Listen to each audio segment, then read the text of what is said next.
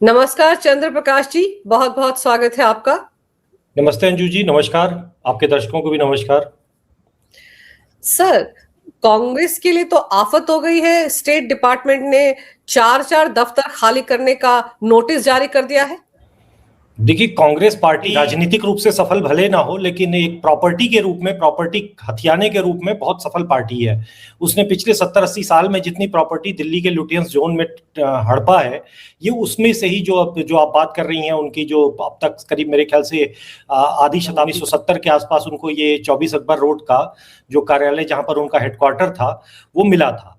और उसके बाद 2009 के आसपास उन्होंने स्वयं ही कि भाई अब ये जगह बहुत चूंकि कंजेस्टेड हो रही है, छोटी हो रही है, समय के साथ साथ कार्यकर्ता और तमाम तरह की सुविधाएं, गाड़ी पार्किंग सब बदल रही, तो एक नई जगह पर लुटियंस जोन के बाहर जो सटा हुआ हो, बीजेपी ने भी अपना पार्टी कार्यालय जो हेडक्वार्टर है शिफ्ट किया, और कांग्रेस पार्टी ने भी इंदिरा भवन नाम से एक बनाया। उसका जो शिलान्यास है वो मनमोहन सिंह अपने समय में कर गए थे 2009 के आसपास, अगर मैं तारीखों में गलत नहीं हूं तो।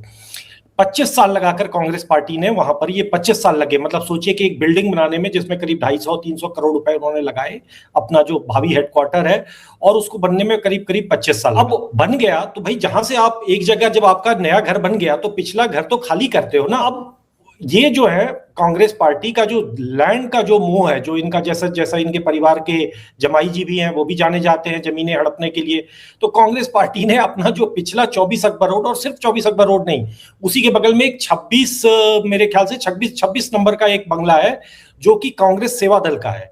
इसके अलावा यूथ कांग्रेस की भी एक प्रॉपर्टी है जो कि मेरे ख्याल से वो रायसीना मार्ग पे, 5 रायसीना मार्ग, 5 नंबर की कोठी है। कुल मिलाकर इनकी 4 प्रॉपर्टीज का इन्होंने कहा कि भैया अब आपका यहाँ पर एक नया कार्यालय बन गया, अब आप इसको खाली कर दीजिए। इसमें कौन सी बड़ी बात है, ये सरकारी भूमि है, टैक्स पेयर की, इसमें कोई और आएगा, कोई नया कुछ नया काम होगा इसमें।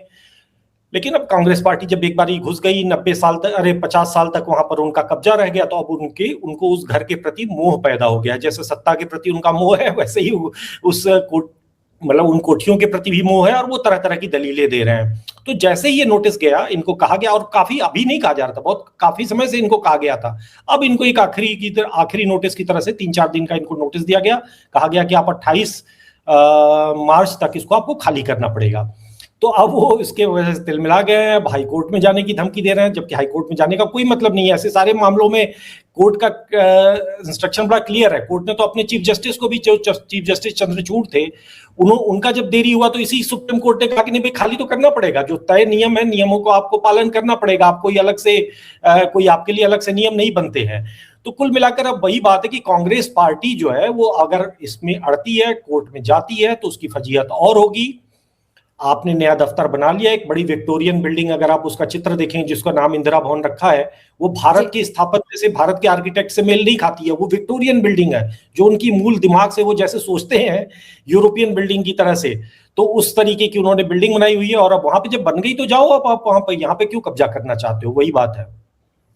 जैसे आप कह रहे हैं ना कि उनका मोह है जमीन से, बंगलों से, इसलिए खाली नहीं कर रहे हैं। तो अगर ये नोटिस अभी 24 अकबर रोड के लिए गया है, 5 रायसीना मार्ग पर जो इनका यूथ कांग्रेस का दफ्तर है उसके लिए गया है, तो ये लगे हाथों इनको सोनिया गांधी से बंगला खाली करवा लेना चाहिए। वो तो 2-2 बड़े-बड़े बंगलों को मिलाकर एक बंगले पर बैठी हुए, कितने सालों से उस बंगले में रह रही हैं। देखिए, ये तो बड़ा प्रश्न है, ये देश के सामने बड़ा प्रश्न है कि ये तीनों इस समय एक परिवार के 3 सदस्य जो है सांसद है, सोनिया जी भी, राहुल जी भी और प्रियंका जी भी, और तीनों की 3 बड़ी बड़ी विशाल कोठियां उसी लुटियंस जोन में थोड़ी थोड़ी दूर पे है। मतलब कि कोई अगर परिवार है तो एक साथ रहो, आपके बीच में अच्छी बॉन्डिंग रहेगी। चलिए, बेटी का विवाह हो गया है तो पता नहीं, अगर वो पति बच्चों के साथ रहती तो उनका एक अलग बनता है, लेकिन ये तो अविवाहित है। राहुल जी माता के साथ रहते, माता जी की सेवा भी करते। ये भारतीय परंपरा, हमारे यहाँ तो संयुक्त परिवार व्यवस्था चलती है। अगर आप एक साथ रहोगे तो माता जी की थोड़ी सब बीमार पड़ती हैं, कभी कुछ होता है, बुजुर्ग हैं, लेकिन तीनों ने अपनी अपनी एक अलग विशाल कोठियां ले रखी हैं, उसका अलग अलग स्टाफ है। सोनिया जी तो बहुत वर्षों से, और वो सांसद बनती इसीलिए है कि वो कब्जा उनका बरकरार रहे, क्योंकि अगर वो सांसद नहीं रहेंगी तो वो एंटाइटलमेंट, जितनी विशाल कोठी उन्होंने जोड़ के बनाई हुई है। और इसके अलावा कहते हैं सुब्रमण्यम स्वामी वगैरह तो कहते हैं कि अंदर उन्होंने एक चैपल भी बना रखा है, जो चर्च होता है, जो प्राइवेट चर्च होता है, तो वो भी बना रखा है। तो उस सबका मोह है, वो खाली संभवतः इसीलिए नहीं कर पा रहे हैं, और सबने अपनी अपनी भी अट्टालिकाएं, अपनी अपनी कोठियां, बंगले ऑक्यूपाई कर रखे हैं। तो ये तो चरित्र है, ओबीसी, एससी, एसटी और सब गरीबों की बात करो और लुटियंस में बड़ी बड़ी कोठियां रखो। तो कांग्रेस पार्टी का ये चरित्र देश के सब सामने तो है। और एक चीज और है ना कि ये हवाला दिया गया था कि लोकसभा चुनाव सोनिया गांधी नहीं लड़ रही कि वो बीमार रहती है, उनका स्वास्थ्य ठीक नहीं रहता है, तो फिर उनको राज्यसभा की सांसद बनाने की भी क्या जरूरत थी? राज्यसभा की सांसद तो इसीलिए बनी ना ताकि ये कोठी उनके पास रहे, उनके हाथ से छीन ना जाए, क्योंकि जैसे ही वो सांसद नहीं रहेंगी तुरंत ये खाली करने का हुक्म आ जाएगा उनको इसी विभाग की तरफ से। इसीलिए सब कुछ किया गया। बिल्कुल, ये मजबूरी इसीलिए क्योंकि सत्ता नहीं है। अगर सत्ता होती तो कोई समस्या नहीं आती, किसी न किसी बहाने, जिस तरीके से तीन मूर्ति नेहरू जी का था, तो तीन मूर्ति को उन्होंने अपना स्मारक बना दिया। मतलब गांधी परिवार में तो ये परंपरा थी ना कि जो है और उसमें जो प्रधानमंत्री है, फिर उसके बाद वही उसका स्मारक हो जाएगा और इस तरीके से वो आपका कब्जा रहेगा। बाद में दूसरे आए थे, उन्होंने भी इसकी कोशिश शुरू कर दी, अन्य जो लोगों ने भी। तो अब इस सरकार ने जब नियम कानून दिखाया कि भैया ये तो संभव ही नहीं है, ये आप अगर इस तरीके से हम एक एक कोठियां एक एक लोगों के नाम अलॉट करते रहेंगे तो 100-200 साल में तो लुटियंस जोन जो पूरा दिल्ली का है वो संग्रहालयों का एरिया बन जाएगा। तो अब तीन मूर्ति भवन जिसमें नेहरू जी रहते थे, आज वो प्रधानमंत्री संग्रहालय इसी मोदी सरकार ने बनाया है। उसमें सभी प्रधानमंत्रियों के लिए बना दिया, जो अब तक बने हैं, जो आगे बनेंगे, उन सबका प्रधानमंत्री संग्रहालय की तरह वहां बनेगा। और यही बात है कि जो सोनिया गांधी के स्वास्थ्य का बहाना है, ठीक है, कुछ दिन और, 1-2 और कार्यकाल आप करे रहेंगे, लेकिन अंततः 10 जनपद भी खाली होना है। और जैसे राहुल गांधी हैं, किसी तरीके से यहाँ वहां करके एक चुनाव तो हार ही चुके हैं ना। उन्होंने भी सुनहरी बाग, जो बिल्कुल समझ लीजिए कि पार्लियामेंट से लगता हुआ एक वो है, वहां पर उनकी कोठी है, काफी विशाल है। तो फिर और इसी तरीके से बहन जी भी अब सांसद बनी हुई हैं, उनका वो मतलब देखा जाए तो आजकल जो 1 टर्म और 2 टर्म के सांसद होते हैं उनको फ्लैट मिलता है। लुटियंस जोन में अपार्टमेंट्स बना दिए गए हैं, उनको कोठियां नहीं मिलती हैं, फ्लैट मिलती हैं। लेकिन वो चूंकि उनके नाम के पीछे गांधी लगता है, तो उन्होंने भी लोधी एस्टेट में, मेरे ख्याल से लोधी एस्टेट में उनकी कोठी है, प्रियंका जी की भी, क्योंकि उनके सब सिक्योरिटी की बात आ जाती है तो कोठियां उस तरीके की, उनका जो एंटाइटलमेंट है वो मिल जाती है। तो कुल मिलाकर बात वही है कि अब देखिए कब तक, अब तो चूंकि एक सुरक्षा का एंगल है, दूसरी बात है कि यहाँ पर मुद्दा तो ये बना दिया जाता है कि भाई आपने प्रोटोकॉल के हिसाब से अगर उनकी चौथी पंक्ति बनती है, भाई ये इस देश में ये सब नियम कोई इन्होंने थोड़ी बनाए थे, पहले से थे। तो जब रिपब्लिक डे की परेड हुई, राहुल गांधी चौथे नंबर पे बैठे हैं घर, तो वो उस चीज को हंगामा मचाना शुरू कर देते हैं कि हमारे नेता का अपमान हुआ। अपने ही बनाए नियमों के आधार पर अपने ही नेता को कहते हैं कि उनका अपमान हुआ। तो ये अगर इनकी कोठियां सरकार खाली कराती है या किसी कारण से कोई भी होता है, तो ये फिर विक्टिम प्ले करना शुरू करते हैं। तो शायद सरकार नहीं चाहती है, ठीक है रह लो, आपका तो कुछ दिन की बात और है। बिल्कुल। और फिर एक चीज जैसे आपने कहा ना कि राहुल गांधी अपनी माता जी के साथ रहे तो उनकी सेवा भी करेंगे, अभी भी वो सर गंगाराम अस्पताल में एडमिट हैं, उनका वहां इलाज चल रहा है। राहुल गांधी और प्रियंका वाड्रा के बारे में सुना है कि वहां पर गए थे। मुझे तो ऐसा लगता है कि राहुल गांधी शायद SC/ST डॉक्टर ढूंढने के लिए वहां गए हो कि सर गंगाराम अस्पताल में कितने डॉक्टर हैं और कितने SC/ST और OBC से हैं। देखिए ये बात तो अब SC/ST और OBC और जो उनकी बातों में आ जाने वाले लोग हैं उनको सोचने की बात है कि भाई अगर इस देश में आप, भाई एम्स में क्यों नहीं, एम्स में तो बहुत अच्छे योग्य डॉक्टर होते हैं, ऐसा भी नहीं कि वहां पर कोई मेरिट का कोई की समस्या है। वहां SC/ST OBC आपको बराबर अनुपात में मिलते हैं। सोनिया गांधी को वहां जाना चाहिए था, पूरे देश के लोग आते हैं एम्स में इलाज कराने के लिए, लेकिन वो वहां नहीं गई, गंगाराम में जाएंगी जहां पर उनको अपने, मतलब देखिए हर किसी को अपना डॉक्टर चुनने का अधिकार है, इसमें कोई समस्या नहीं। अगर सोनिया जी को कोई अपना, उनका कोई डॉक्टर है गंगाराम में, कोई बात नहीं है, कोई समस्या नहीं है। लेकिन आप यही बात दूसरों के लिए भी तो नहीं लागू करो।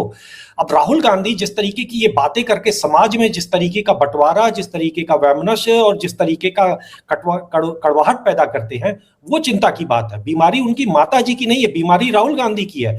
उस दिमागी बीमारी के कारण देश सफर कर रहा है। उनकी जो घृणा फैला रहे हैं जाति के नाम पर कि डॉक्टर जो है, आप देख लीजिए अपोलो हॉस्पिटल में सारे डॉक्टर जो है वो कोई भी आपको SC/ST OBC नहीं मिलेगा।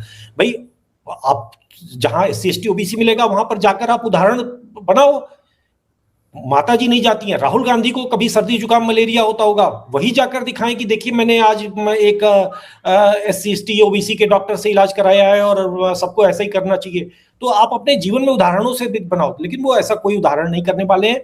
जब उनकी बीमारी होगी तो वो सिंगापुर जाएंगे, वो गंगाराम जाएंगे, वो अमेरिका जाएंगे, वो ब्रिज कैंडी जाएंगे, तब वो उनको डॉक्टर के, गरीब आदमी जो एक है वो जान अपनी दे वो -40 वाले डॉक्टर से इलाज कराए, वो और सामाजिक न्याय का इनकी चूरन जो है चाट चाट के मरे वो।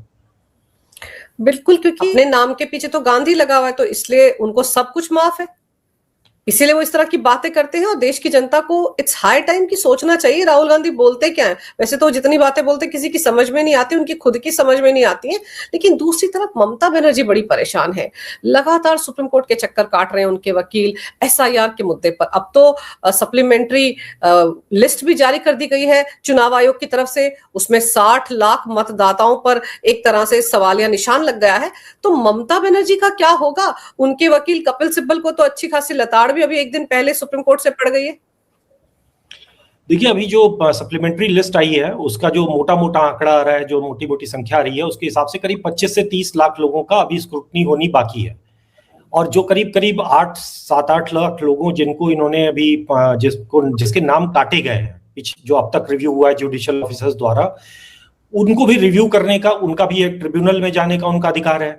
तो वो उसमें से कुछ ट्रिब्यूनल में जाएंगे। अब जो बाकी जो 30 है, अब समय की 8 तारीख नॉमिनेशन की लास्ट डेट है, 8 अप्रैल। तो कुल मिलाकर ये बचता है करीब करीब 12-14 दिन। तो 12-14 दिन में क्या ये 25-30 लाख लोगों का स्क्रूटनी हो जाएगी, एसआईआर हो जाएगा? बहुत कठिन है, बहुत मुश्किल इसलिए है क्योंकि बंगाल और किसी राज्य में हो जाता, लेकिन बंगाल में जिस तरीके की व्यवस्था ममता बनर्जी ने बनाई है, नकली सर्टिफिकेट, बर्थ कभी का है, पिता का नाम कुछ है, माता का नाम, 2 भाई हैं उनमें एक भाई का, मतलब कुल मिलाकर ऐसी सी लॉजिकल, जिसको लिए एक शब्द बनाया गया लॉजिकल डिस्क्रिपेंसी, कि हास्यास्पद बातें हैं कि बाप बेटे के बीच में 5 साल का अंतर है। पिताजी भी उसी वोटर लिस्ट में है, बेटा जी भी उसी वोटर लिस्ट में, पिताजी की उम्र 65 साल है, बेटा जी की जो है उम्र 60 साल है। तो इस तरीके की जो हास्यास्पद बातें, और ये सिर्फ क्लरिकल मिस्टेक नहीं है, ये बड़ी संख्या में क्लरिकल मिस्टेक तो कभी 2-4 हो सकती है।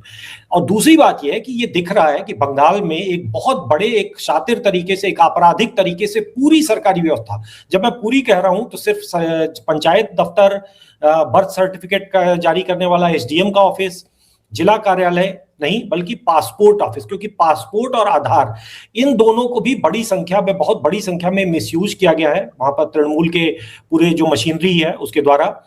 मेरी कुछ सूत्रों से बात हुई तो वो बता रहे थे कि इस तरीके की बातें हैं कि मतलब पासपोर्ट है, मतलब पासपोर्ट जो है वो जारी हुआ है किसी व्यक्ति के नाम से, और उस व्यक्ति का जो पासपोर्ट में जो पैन नंबर दिया हुआ है वो कुछ और है, वो कोई और पैन नंबर यूज कर रहा है।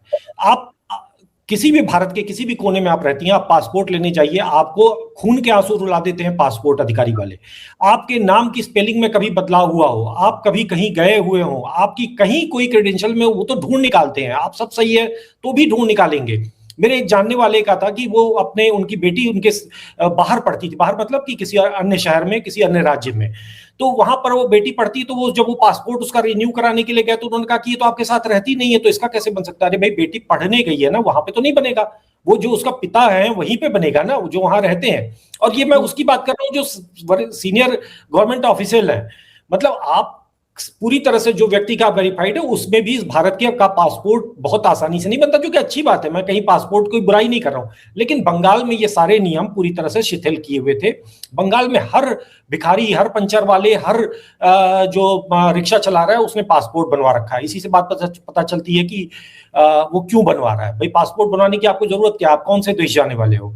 पासपोर्ट तो यहाँ पर वही बनवाता है ना जिसको पासपोर्ट का काम पड़ता है, जिसको विदेश जाने की कहीं कोई बात आती है मन में, तब जाकर वो पासपोर्ट बनवाने की सोचना शुरू करता है। तो अंततः बेसिकली वहां पर एक बड़े स्तर पर सिस्टम को मिसयूज किया गया है।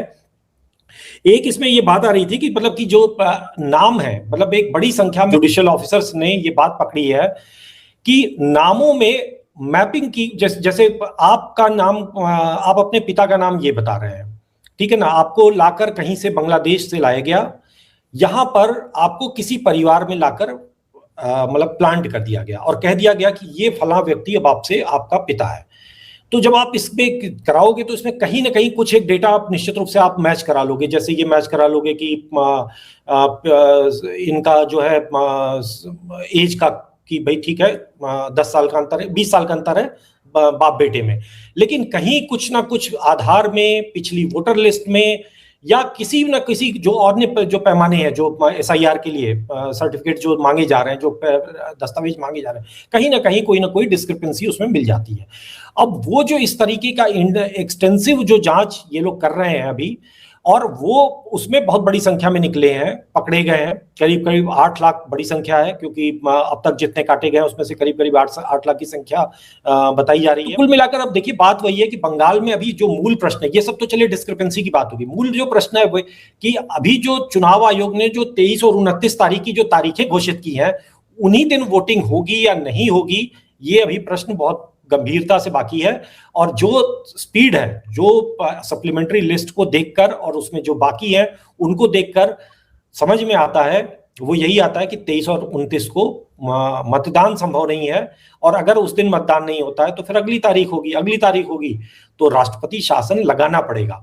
और राष्ट्रपति शासन लगाना पड़ेगा तो लगाएगा कौन? अब राष्ट्रपति शासन तो सरकार तो लगाएगी नहीं, वो राष्ट्रपति शासन तो सुप्रीम कोर्ट ही लगाएगा। और सुप्रीम कोर्ट भी जब लगाएगा तो संभवतः ममता बनर्जी के पास अब वही आखिरी हथियार पड़ा है कि वो उस वक्त ये कहेंगी कि देखो मोदी ने लगवा दिया, हालांकि वो आवश्यक है और वो अपरिहार्य है, होना ही है, लेकिन ममता बनर्जी के पास एक विक्टिम प्ले करने का, विक्टिम कार्ड दिखाने का कि देखो मुझे हरवाने के लिए राष्ट्रपति शासन लगा दिया गया, वो एक बार ही रोना रोएंगी। और कितना उसकी जनता, वहां की बंगाल की जनता विश्वास करेगी, कितना उस आतंक से, उस भय से वो अपने आप को मुक्त कर पाएगी, ये देखने की बात है। आपने सही कहा कि इतनी सारी डिस्क्रिपेंसीज अगर है, इतना सारा मतलब गड़बड़ियां हैं 8 लाख वोटरों के नाम को लेकर, उनकी उम्र को लेकर, तो उसकी जांच पड़ताल तो चुनाव आयोग को गहन तरीके से करनी पड़ेगी, मोटा मोटी तो नहीं कुछ किया जा सकता। और चूंकि ये मामला सुप्रीम कोर्ट में है, और अगर जैसे आपने बताया कि 23 तारीख को 29 तारीख को वोट नहीं डलते तो ममता सरकार का टेन्योर तो खुद ब खुद खत्म हो जाएगा। और संविधान के अनुसार अगर उस दौरान सरकार नहीं बनती है तो ऑप्शन एकमात्र ही है कि राष्ट्रपति शासन लगेगा। तो ऐसे में तो सरकार के हाथ में कुछ है ही नहीं, वो तो संवैधानिक प्रक्रिया है, उसमें सुप्रीम कोर्ट को आगे आकर कहना पड़ेगा।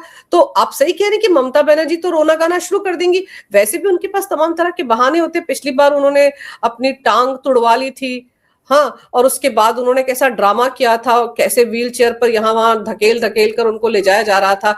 तो इस बार भी कुछ ऐसा ड्रामा हो सकता है, क्योंकि वही पीके उनके इस बार भी तो सारा तामझाम उनकी कंपनी तो देख रही है।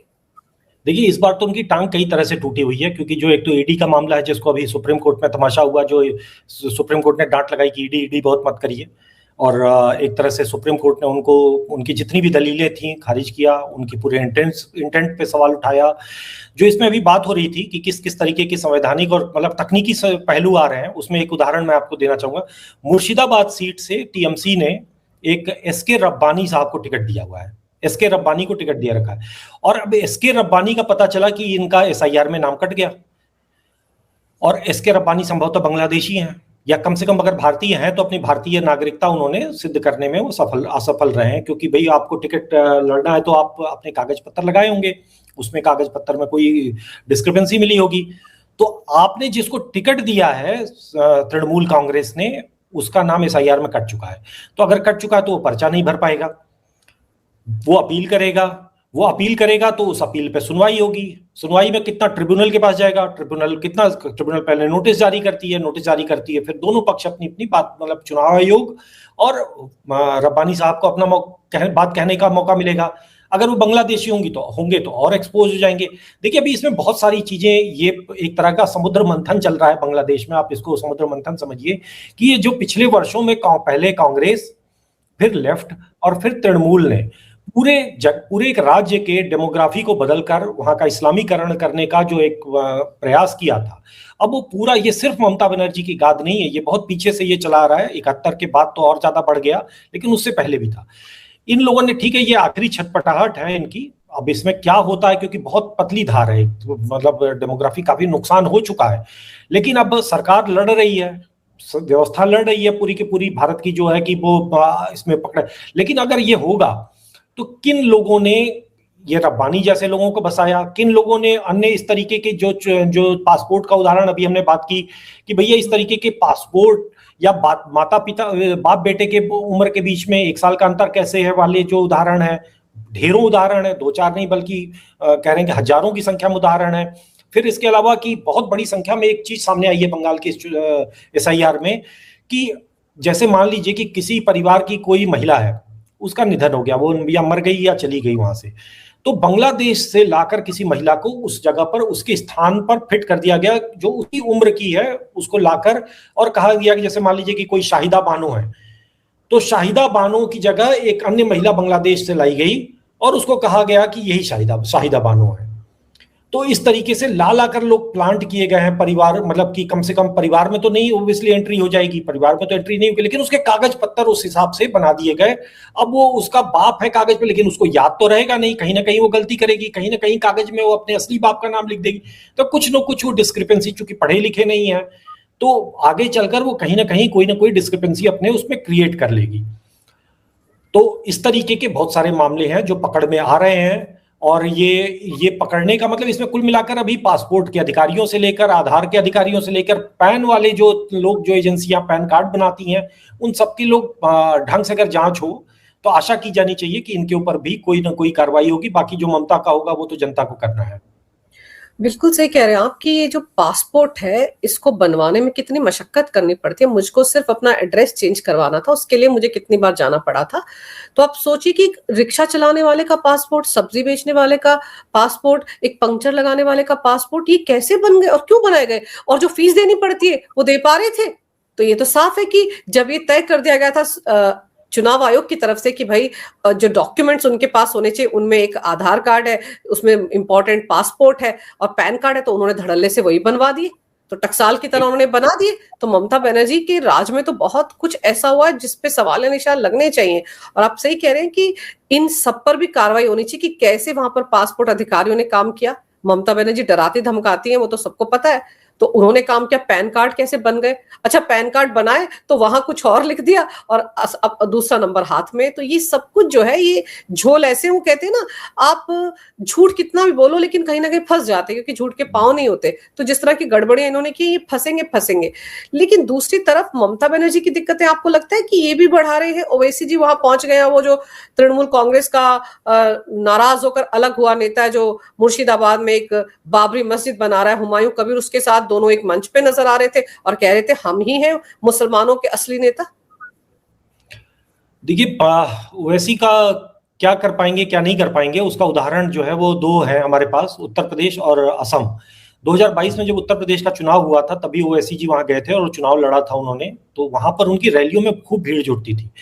उनको दुआएं मिलती हैं, जो मुस्लिम वोटर उनको भर भर कर दुआएं देता है, लेकिन वोट वो उसी को देता है जिसको वोट देने की बात उसको मस्जिद ने उस एक रात पहले बताई है। तो ओवैसी जी दुआएं बटोरेंगे वहां पर बंगाल में, चाहे हुमायूं कबीर भी दुआएं बटोरेंगे, लेकिन मुझे नहीं लगता कि कोई इतना बड़ा असर डाल पाएंगे। हाँ, लेकिन ओवैसी का होना बहुत कुछ कहता है। वो भले ही वोटिंग के टर्म में ना दिखे, लेकिन कहीं ना कहीं एक चुनौती जो ये जो सेकुलरिज्म के नाम पर जो हिंदू नेताओं ने, हिंदू नेताओं द्वारा चलाए जाने वाले दलों ने, चाहे वो कांग्रेस हो, चाहे वो तृणमूल कांग्रेस हो, चाहे वो समाजवादी पार्टी आरजेडी और इस तरीके की, कि भाई तो आपकी राजनीति बहुत क्षणभंगुर है। आपकी राजनीति तभी तक है जब तक कोई दूसरा विकल्प नहीं है। आज ममता बनर्जी जो है वो राजनीति जो कर रही है मुस्लिम तुष्टीकरण की, वो तभी तक है जब तक मुसलमानों को उनकी जरूरत है, मुस्लिम वोटरों को उनकी जरूरत है, तब तक वो उनकी राजनीति चल रही है। और जिस दिन उनके पास ये वही विकल्प होगा, उनकी संख्या इतनी होगी कि वो अपने दम पर जिता सकें ओवैसी को, तो ममता बनर्जी की जमानत बचना भी कठिन होगा। हिंदू जो आज भी हिंदुओं को बड़ी उनसे आशा है, तो वो हिंदू ही देंगे बस उनको, मुसलमान एक नहीं देगा। तो जो वही बात है कि एक रातों रात बीएसपी जो है, कभी उत्तर प्रदेश में मुसलमान देते थे, लेकिन जब मायावती आई और उन्होंने लॉ एंड ऑर्डर को वहां टाइट किया तो मुसलमानों की नजरों से उतर गई। वहां का मुसलमान वोटर तब से आज गया तो आज तक हाथी के पास वो लौटा नहीं, चाहे वो सारे के सारे टिकट मुसलमानों को दे दें। तो वही बात है कि बंगाल में भी यही होगा। ओवैसी जी जाएंगे, बहुत सारी दुआएं लाएंगे, लेकिन कुछ नहीं पाएंगे। वहां से उनको मुसलमान वोट नहीं मिलेगा, क्योंकि उनको मालूम है कि बीजेपी को कौन हरा सकता है, तो भी ममता हरा सकती है। बिहार में उसका एक अपवाद इसलिए हुआ क्योंकि किशनगंज जो पूरा जो आपका ये सीमांचल का क्षेत्र था, वहां पर उनके पास इतना दम था कि वो यहाँ पर अपना एक बड़ी शक्ति, और उनको एक मॉडल, एक फॉर्मूला दिखा कि अगर हम यहाँ से मैक्सिमम सीटें ओवैसी भाई को दिला देंगे तो उनकी शक्ति इतनी होगी कि वहां पर जाकर सत्ता में वो अपना डिप्टी सीएम बनवा लेंगे। तो इसलिए वहां पर आरजेडी से पूरा वोट शिफ्ट हुआ और वो दिख रहा था कि वो उनको बहुत आशा नहीं थी कि वो जीतने की स्थिति में, आरजेडी जमीन पे कभी थी नहीं। असम में देख लीजिए, जो बदरुद्दीन अजमल कभी 15-15 लाख 20-20 लाख वोटों से जीता करते थे, पिछले चुनाव में जब उनको लगा कि हिमंता बिश्व का मतलब भाजपा को हमें हराना है, तो उन्होंने भाजपा को हराने के लिए कांग्रेस को एकजुट होकर दिया वोट, कांग्रेस के हिंदू उम्मीदवारों को मुसलमानों ने वोट दिया। बदरुद्दीन अजमल जो वहां का एकमात्र सबसे बड़ा जो नेता है मुसलमानों का, उसको उसकी जमानत जब्त हो गई, उसके कैंडिडेट्स की जमानत जब्त हो गई। तो मुसलमान वोटर को कोई कंफ्यूजन नहीं है इस देश में। जो भी भ्रम है, जो भी जातियों में बंटना है, जो भी तरह तरह की सड़क, बिजली, पानी और यूजीसी और इस तरीके की पेट दर्द शिकायतें हैं, वो हिंदू वोटरों की समस्या है। नोटा को दे देंगे जी, मोदी से बदला ले लेंगे जी, उनको किसी को बदला ले नहीं लेना है, उनको सिर्फ जो भाजपा को हराएगा उसको वोट देंगे। और ये भ्रम भाजपा को भी, भाजपा के नेताओं को भी बहुत है कि उनको लगता है कि कोई मुसलमान उनको कभी वोट दे देगा। तो मृग मरीचिका समय के साथ साथ कमजोर हो रही है, उनको भी सत्य दिख रहा है। असम एकमात्र भाजपा का राज्य है, उत्तर प्रदेश जो जहां पर अल्पसंख्यक मोर्चा भी भंग कर दिया, क्योंकि अल्पसंख्यक मोर्चा, असम में जो अल्पसंख्यक मोर्चे के जो नेता थे, वहां उनके मोहल्लों में एक भी वोट बीजेपी को नहीं मिले, जो वहां के पोलिंग बूथ थे। तो उन्होंने कहा भाई, यानी हमारे जो नेता हैं, जो हमारी पार्टी में उठ बैठ रहे हैं, वही हमको वोट नहीं दे रहे हैं, तो फिर हम किस बात का इनको रख के खिलाएं पिलाएंगे। तो यही स्थिति हर जगह है, ऐसा नहीं कि वो सिर्फ असम की बात है, वही स्थिति उत्तर प्रदेश में है, यही स्थिति देश के सभी राज्यों में है। सही कह रहे हैं आप कि मुसलमानों को तो कोई भ्रम नहीं है, लेकिन अब तो मुझे लगता है कि बीजेपी का भी ये भ्रम टूट चुका है। शुभेंदु अधिकारी ने तो कहा ना कि हमको मुसलमान वोट नहीं देते हैं, अगर देते तो 0.65% देते हैं, इक्का दुक्का जो राष्ट्रवादी की श्रेणी में आ जाए, बाकी कोई नहीं देता। और आपको याद होगा 2024 के लोकसभा चुनाव के दौरान भी तो ये बातें बीजेपी नेताओं की तरफ से कही गई थी कि हमको तो मुसलमान वोट नहीं देते हैं, जबकि फायदा सबसे ज्यादा मुसलमान ही उठाते हैं बीजेपी के राज में। आप देखिए उनको जो प्रधानमंत्री आवास योजना के तहत घर मिलते हैं तो कैसे उनका नंबर लग जाता है, और फिर उनसे ही पूछा जाए तो कहेंगे हम वोट तो देंगे नहीं। देखिए, सबसे सरकारी योजनाओं का लाभ लेने में सभी तरह के सभी मतलब ये तो एक पूरी स्ट्रेटजी है, इसमें कोई तो संदेह नहीं है। लेकिन एक इसमें बात आती है कि जब समाजवादी पार्टी थी और उत्तर प्रदेश में, और 2012-13 में जब दंगे हुए थे मुजफ्फरनगर में, तो आपको याद होगा कि जब वहां पर कंपनसेशन, मुआवजा देने की बात आई थी, तो जितने हिंदू पीड़ित थे दंगाई, उनको मुआवजे नहीं दिए गए थे, सिर्फ मुस्लिम दंगों को उनको मुआवजे दिए गए। तो उनकी स्पष्टता है, उनको पता है कि अगर हम हिंदू को देंगे तो हमारा मुसलमान वोटर नाराज हो जाएगा। ये बार्गेनिंग पावर होती है कि आप हमारे लिए काम करोगे, और साथ साथ में ये भी कि अगर आप हमारे दुश्मन, जिसको हम दुश्मन मानते हैं, उसके साथ खड़े होगे तो हम आपको वोट नहीं देंगे, आप पे हमें ट्रस्ट नहीं रह जाएगा। तो वही बात है कि अगर दिल्ली में कोई तरुण मारा जाता है तो उसके साथ नहीं खड़े हो पाती है कोई राजनीतिक दल कहीं पे भी, तो वो उसी बार्गेनिंग का प्रभाव होता है। तो मुझे नहीं लगता कि इसमें कोई बहुत ज्यादा मतलब सोचने समझने या कोई बहुत अब रॉकेट साइंस रह गया है। हाँ, ये है कि भाजपा के अंदर अभी भी कुछ नेता, संघ में भी कुछ लोग हैं जिनको लगता है कि सबका साथ सबका विश्वास हो जाएगा, जिनको लगता है कि कोई गंगा जमुनी कढ़ी होती है जो कि पकाई जाएगी और उसमें से कुछ पकवान बनेगा। लेकिन ये तो बार बार सिद्ध हुआ है, सब जानते हैं, लेकिन फिर भी मृग मरीचिका है कुछ लोगों की है, कुछ लोग अभी भी कोशिश में हैं। सर आप ये देख लीजिए कि खamenei की मौत के बाद छाती पीटने वाला गैंग सड़कों पर उतरा, शिया समुदाय के लोग।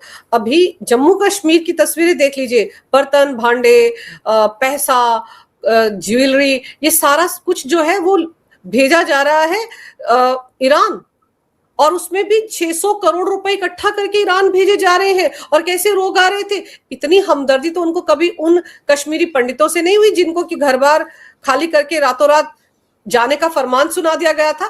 उनसे तो कहा गया था कि अपनी बीवी और बेटियों को यहीं छोड़ जाओ, और उनके घरों पर आज भी कब्जा करके बैठे हुए कश्मीर में लोग। तो उनके लिए रो रहे हैं जो वहां ईरान में बैठा हुआ है खamenei, और यहाँ के लोगों से कोई मतलब ही नहीं उनको, और खाना पीना यहीं पे, सारे फायदे यहीं से लेने।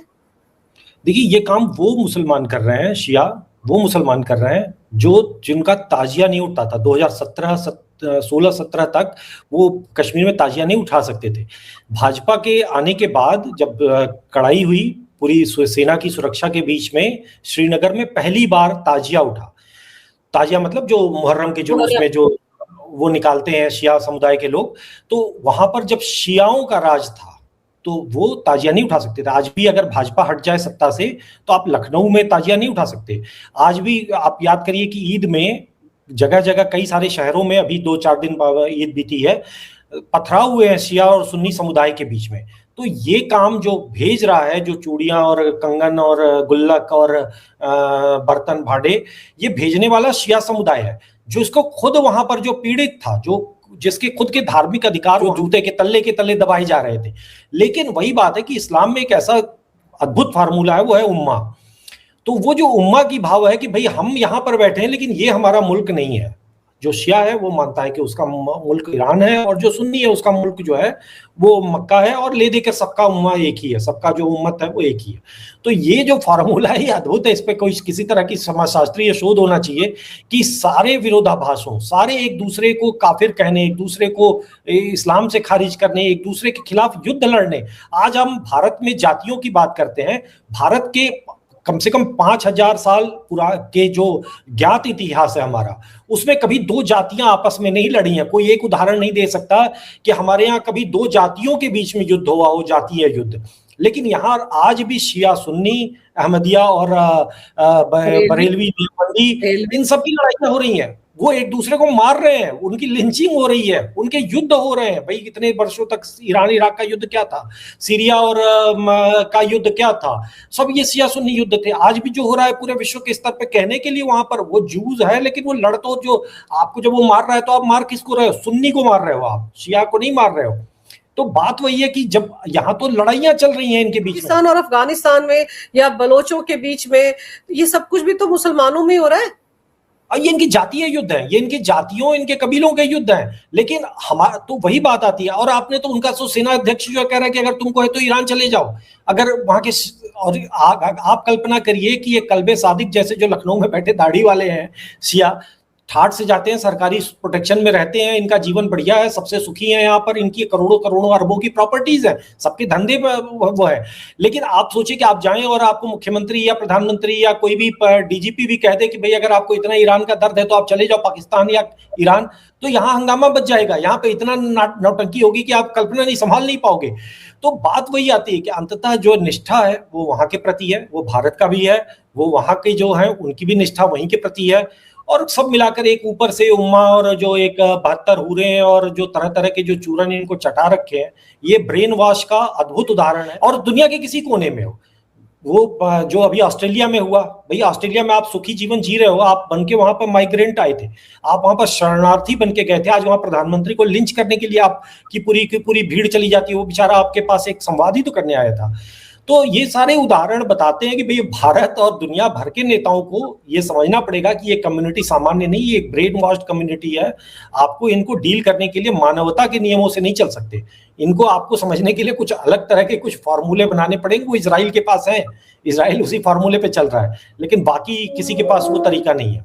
बाकी थोड़ा बहुत मोदी जी के पास है, मोदी जी ने संभाल रखा है। और मुझे तो लगता है कि एक और फॉर्मूला ममता बनर्जी के पास भी है, तभी तो संभाल के आ रही है पिछले 10-12 साल से, और अभी भी उनको लग रहा है कि उनका वोट बैंक संभला हुआ है। वो तो एसआईआर ना होता तो ममता की राहें तो बड़े आसानी से साफ थी एक बार फिर गद्दी पर काबिज होने की। लेकिन अब देखते हैं कि मामला सुप्रीम कोर्ट में है, और अगर ये एसआईआर का या सप्लीमेंट्री लिस्ट का, जिसमें कि इतने सारे लोगों के वोटर अधिकार पर एक तरह से सवालिया निशान लग गया है, इसको लेकर अगर मामला आगे बढ़ता है तो देखते हैं कि जो तय डेट्स है मतदान की, उन पर मतदान होता है या नहीं, और अगर नहीं होता है तो क्या सुप्रीम कोर्ट की तरफ से आदेश आता है कि पश्चिम बंगाल में राष्ट्रपति शासन लगा दिया जाए। और सबसे बड़ा सवाल है कि क्या पश्चिम बंगाल में चुनाव राष्ट्रपति शासन के तहत होंगे। असली दिक्कत ममता बनर्जी को यही है, इसीलिए वो लगातार सुप्रीम कोर्ट के चक्कर काट रही हैं। आपने सर समय निकाला, बहुत विस्तार से इस विषय पर बहुत अहम जानकारी मेरे दर्शकों को दी, आपका बहुत बहुत धन्यवाद। नमस्कार, भारत माता की जय, वंदे मातरम, जय श्री राम। जय श्री राम।